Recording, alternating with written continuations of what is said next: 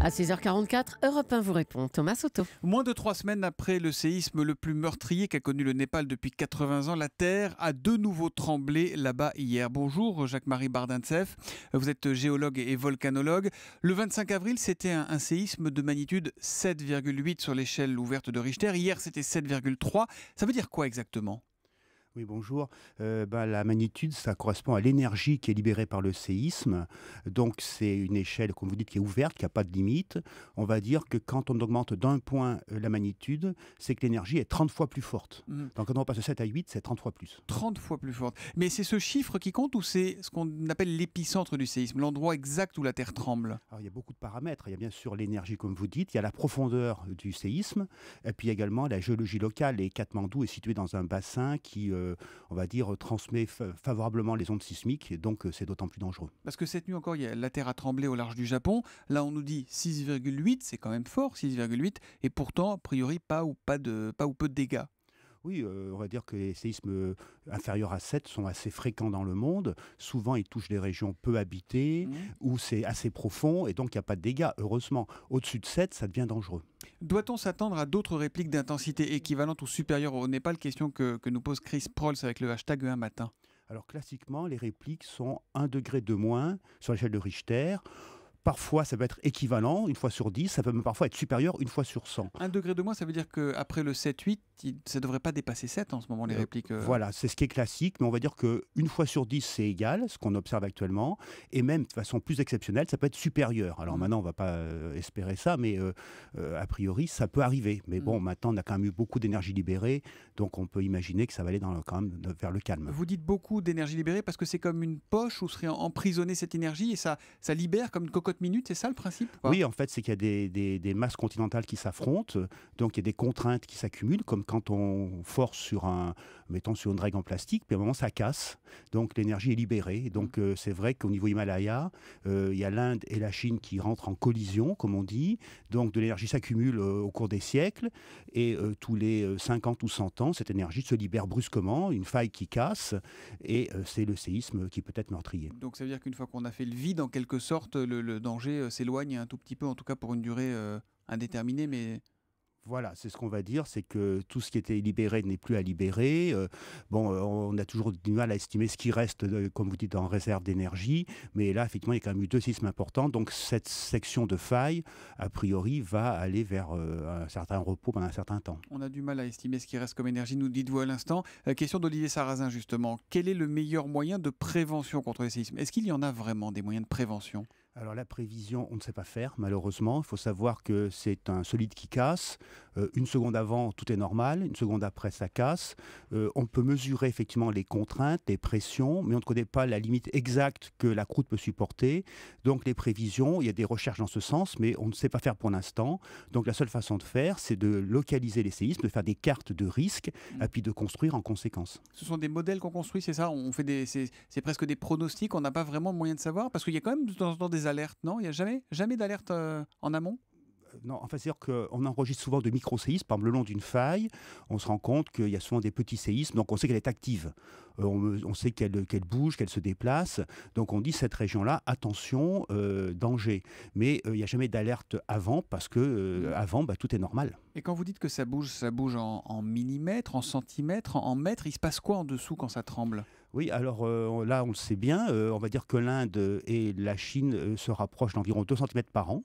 2 cm par an, donc c'est rien. C'est rien du tout.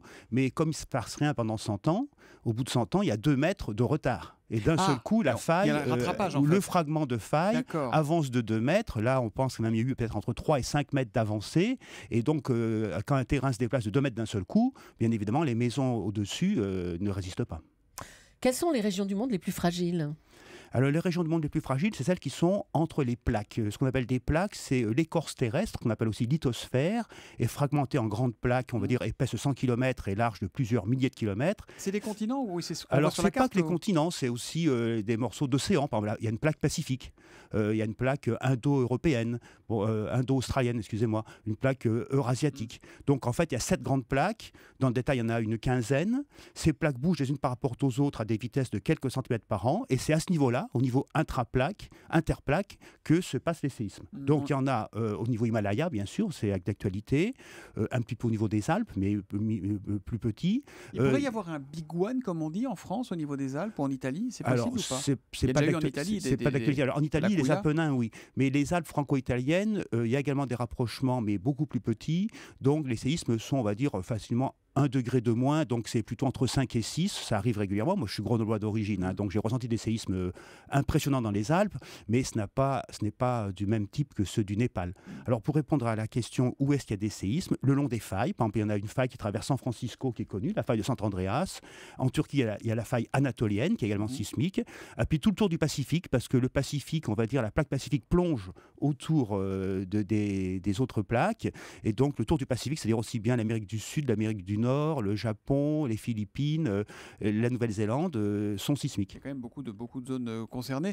Question de Gégera avec le hashtag un matin. Le mouvement des plaques entraîne-t-il un changement du niveau des océans et de l'océan Indien en particulier ici? Non, ça c'est trop faible, c'est local, on parle de quelques centimètres par an. Donc même quand il y a un tsunami, c'est un épiphénomène à l'échelle de l'océan? Le tsunami, bien sûr, dérègle l'océan pendant quelques heures, et on va dire au bout de 24 heures, ça revient au même point. Et les volcans dans tout ça, est-ce que c'est un thermomètre de l'activité terrestre? Alors les volcans, on va dire, c'est les mêmes causes que le séisme, c'est pas toujours lié, il y a des régions qui sont sismiques et volcaniques. Le Népal, lui, est sismique, n'est pas volcanique. Donc c'est vrai que les éruptions, effectivement, sont témoins de l'activité de la Terre, donc du bon fonctionnement de la Terre. Et tout à l'heure, on parlait de la ceinture de feu du Pacifique, qui est à la fois sismique et volcanique. Est-ce que l'activité humaine peut jouer sur le déclenchement de tremblements de terre ?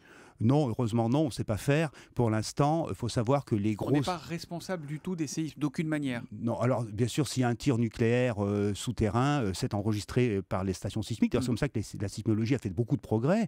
Mais il faut savoir qu'un gros séisme, une grosse éruption volcanique, c'est à peu près 1 million de fois Hiroshima en termes d'énergie. 1 million de fois Hiroshima. Voilà, c'est parfois même plus. Donc c'est énorme. Donc l'activité humaine n'est pas liée au gros séisme. Bien sûr, il peut y avoir des petites secousses s'il y a une explosion locale, mais ça reste, local. Jean-Marie Bardintsev, est-ce que faut-il faire si la terre tremble? Est-ce qu'il faut sortir dans la rue, se cacher sous une table? On a à peu près tout entendu là-dessus. Oui, alors tout dépend où on est. Si on est en étage, il ne faut pas prendre l'ascenseur, bien sûr. S'il y a beaucoup d'escaliers à descendre, on n'a pas le temps. Donc il faut mieux à ce moment-là se protéger, effectivement. Donc sous une table, effectivement, loin des vitres.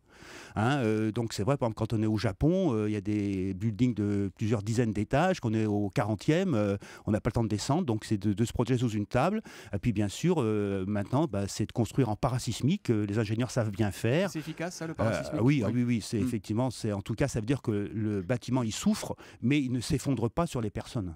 Dernière question, François Hollande était en Haïti il y a quelques heures encore. Comment s'est relevé le pays après le séisme cataclysmique du 12 janvier 2010? Est-ce que là encore, on se dit, il y a peut-être que la poche d'air va se reconstituer, et est-ce qu'on sait s'il y aura forcément statistiquement une autre catastrophe là-bas? Oui, alors là, à Haïti, c'est une faille qui bouge, une faille qui coulisse, donc de quelques centimètres par an. Donc ça se traduit tous les siècles par 1 mètre ou quelques mètres qui bougent. Donc le séisme a eu lieu en 2010. Il était de l'ordre de 7 sur l'échelle de Richter. C'est pas énorme, mais dans un pays très peuplé, puis dans des conditions complexes. Donc 7, c'est moins fort que le tremblement de terre d'hier. Voilà, au Népal, oui. Mais ça veut dire que cette faille est active. Donc peut-être que Haïti pourra à nouveau être affecté, peut-être dans l'ordre du siècle. Merci Jacques-Marie Bardintsev d'être venu ce matin répondre aux questions de nos auditeurs. Je rappelle que vous êtes géologue et volcanologue et auteur de Volcans du monde, séisme et tsunami aux éditions Orphi. Merci, bonne journée à vous.